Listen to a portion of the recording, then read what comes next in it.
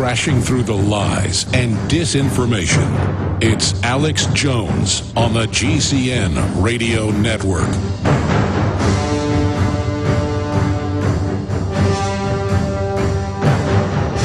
Well, we predicted it with precision back in July, 3 months ago. We put out multiple reports at Infowars.com, PrisonPlanet.com, and this syndicated radio/television transmission that going into the election cycle, probably in October, there would either be the hype that domestic groups were going to launch terror attacks, along with, quote, Muslims, or they would actually launch the attack. And we also pointed out that we saw a lot of the hype pointing towards an attack on Europe to get Europe behind all these expansions of the wars in Afghanistan, Pakistan, the continuation that is ongoing inside Iraq. Another big tell is that the system knows that 9/11 Truth has taken one of their main mechanisms, problem, reaction, solution, stage terror, false flag, self-inflicted, inside job, government-sponsored terror operations. We've taken that favored mechanism and basically damaged it, almost destroyed it. And so in the last 6 months or so, you've seen a massive rehabilitation of it, but it's failed. But they've attempted by having Jon Stewart and Stephen Colbert and having Beck and having Limbaugh and Hannity. It's a talking point. Come out and imply 9/11 truthers are with the terrorist and they're going to attack you, and therefore the socialized health care, and they're communists, basically. Doesn't matter if 9/11 truthers are across the political spectrum and are just looking at the facts and saying, hey, all the evidence shows this was an inside job. And so we see them rehabilitating the idea that terror is real and going to hit us any minute, when they had a Gallup poll just a month ago showing 1% of Americans believe terror is the #1 issue in this country, down from 44% just a few years before that. And before that, it was as high as 80+% as the most important issue right after 9/11 for the American people. And it varies in the polls, but it's basically the same spread. You can pull those polls up. We've covered those. So we can just search the term right now. 1% of Americans think terror the greatest threat. That was a Gallup poll, again, I think 3-4 weeks ago. Now, so they're trying to rehabilitate it. They're trying to demonize 9/11 truth. And they're reintroducing the idea that these attacks are imminent.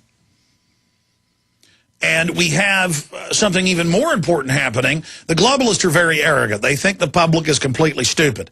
And there are a lot of self-absorbed, delusional people who literally don't even know who their neighbors are, where their state capital is, who don't know the 3 branches of government. But that's probably 25–30% of the public. Most people don't have a really tight grasp on what's happening historically, but they're starting to get a better one. And the system still goes ahead with this arrogance, this hubris that they are unstoppable and they can get away with anything. And so criminals like to brag. And so we've seen all these Democrats, all these Republicans, all these strategists, and I read a lot of these quotes yesterday, running around in the news media like Robert Shapiro in the Financial Times of London, saying, look, Obama needs, there's the Hill newspaper, poll, 1% are terrorist, 1% see terrorism as top problem. So 1% are obsessed with this fake manufactured crisis. But going back to what I was saying, I just wanted to pull that poll up for you so you'd see it for yourself. They love to brag about what they're doing, and they love to openly, just thinly veil in public discussions. That's a big treat for them, that they are basically the terrorist. And they communicate with each other. If Obama doesn't have a major terror attack run by domestic groups, a la Oklahoma City, or another big al-Qaeda attack, his whole agenda is dead. If he can just get a terror attack, everything's going to be okay. And then Paul Watson's article he wrote about this back in July that I read some passages from yesterday. It goes through quotes by the head of the Republican Party in a major state, top Republican strategist, top Republican columnist, meetings in the Pentagon recorded and released with Rumsfeld and the top 5 Pentagon liaisons to the news networks saying, sir, without another attack, we're not going to get this agenda through. And Rumsfeld's like, I know, but it's hard. Let's not talk about this here. And we've played that before. And they're 1 inch from just coming right out. But, of course, at these higher levels, that's how they commune with each other. You know, they're at the Pentagon, and they're like, look, boss, without another attack, if we just had another, we could really get this agenda done. And remember all the bizarre headlines about 9/11 helped America, 9/11 brought us together, and 9/11 was a good thing, and we sure need another one, and all the different reporters and columnists that had to apologize for saying that. And now Obama, in another big signal, came out just, 2 weeks ago and said, 9/11 brought us together. 9/11 made us stronger. And, gee, I've tried to keep you safe from all these attacks. And his surrogates basically parroted the same thing and went on to say, you know, you wouldn't give all your rights up, so now Al-Qaeda's going to get you. That's right, and next time they hit, you're going to learn to not give us that line about civil liberties. And, of course, it all mirrors Jack Bauer and that fiction program where he's always doing the tough thing to keep the people safe. And at the end of the day, we always learn he's right. And he's right about global warming. Jack Bauer's fighting it. And a lot of conservatives, said, well, maybe we should have a carbon tax. I mean, Jack Bauer's for it, literally. And now bin Laden comes out in an undocumented, new audio tape. The government admits they put out fake bin Laden videos and says, you better pass carbon taxes or I'm going to bomb you. And the school kids are being taught this right now. We better do what bin Laden says or he'll get us. Even bin Laden knows that you should put a napkin in your lap when you have dinner. Even bin Laden knows you should brush your teeth twice a day. Even bin Laden knows to put your shoes and raincoat on when it's raining outside because you could catch your death. I mean, even bin Laden knows global warming is real. Or, I'm sorry, climate change. I was listening to the simpering, snake-like scripted voices of NPR where everything's nice and sweet and it was all about terrorists are going to attack us and we've got to give our rights up and climate change is a bigger threat than ever. Just a year ago it was global warming, but we exposed that as a fraud and the Earth's actually getting cooler. So now it's climate change. Just pay Al Gore some money and he will fix everything for you. Don't you worry your little pretty heads about anything. Thank goodness we've got a Pentagon stealing trillions and they won't say where it's gone. They're doing that to protect us from Al-Qaeda. Thank goodness the Pentagon admits they're growing the majority of the opium in Afghanistan because if they don't, somebody else like Al-Qaeda will grow it and get that money. And thank goodness the CIA puts out fake bin Laden videos and brags about it. They're just reminding us of how evil bin Laden is, the admitted CIA asset codenamed Tim Osmond. And then that brings me, obviously, to the latest hype. Here we are, early October, a month out from the historic 2010 off-year election. And the Democrats and Republicans are together in the war on terror.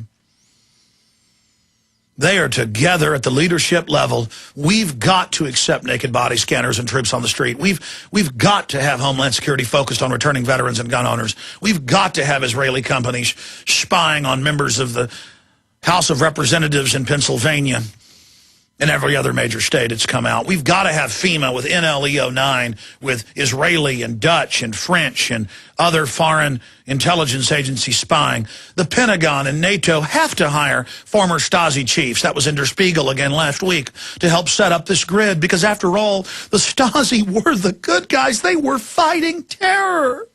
They were fighting people that weren't politically correct, people that made homophobic statements, and I just can't believe that anyone would ever criticize the Stasi. What have we become? I can't believe there's some Americans that actually think the greatest police state in world history, the Stasi, were bad. Homeland Security's obviously good hiring them 8 years ago. NATO's obviously good hiring them. The public schools training children to spy on their parents is obviously freedom. It's to keep us safe from men that wear turbans and pajamas. Onesies are, they're going to get us, ladies and gentlemen. Do you understand how much threat we're under? It's not the bank stealing trillions and they won't tell Congress where the money went. It's not the Pentagon admitting $4 trillion missing and they won't tell Congress where it went. That's good. It's not the face scanning cameras. It's not the government taking your blood secretly at birth for 39 years and now admitting it. It's not them taking blood at DMVs now in D.C. It's not warrantless checkpoints taking blood. None of that is a threat. It's not tenfold increase in convulsions from the flu shot admitted. That's good. Narcolepsy is good. Brain damage is good. They're trying to help you. So what if the major GMO corn causes organ failure across the board in all rodent species? That's good. So what if there's 300,000 plus drug interaction deaths every year and over 200,000 infections that kill people with the superbugs in the hospitals? That's not a threat. You saw the buildings blow up. It was scary. You saw the media there with their cameras trained in the morning to get that news cycle just right. You saw them hit that hole in one. So what if there's video of cops saying, get back, they're going to blow up Building 7? Ignore that. They had to blow it up. It could have hurt somebody. Come on. Let's not discuss it. Okay? What matters right now is the terrorists have already chosen their targets in Europe. And I'm afraid. I'm afraid of the monsters. The men with turbans are coming. Thank goodness Barack Hussein Obama is there to be my daddy, to keep me safe at night.